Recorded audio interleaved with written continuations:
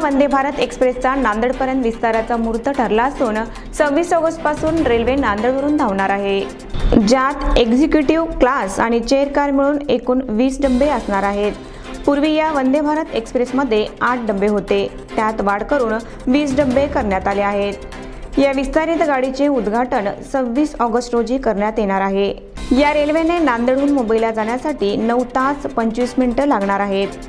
जालना मुंबई प्रमाणे नांदेडहून Vande Bharat express railway सुरू करण्याची मागणी प्रवाशांकडून होत होती। यासाठी अनेक नेत्यांनी पाठपुरावा केला होता। अखेर नांदेड मुंबईपर्यंत वंदे भारत एक्सप्रेस सुरू झाल्याने प्रवाशांमध्ये आनंदाचे वातावरण पाहायला मिळत आहे।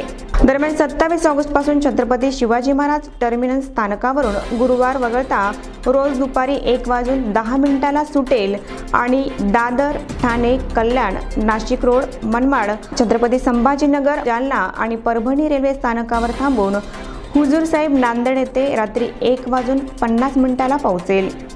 तर 28 ऑगस्ट पासून हुजूर साहेब नांदेड स्थानकावरून बुधवार वगळता रोज सकाळी 5 वाजता गाडी सुटेल।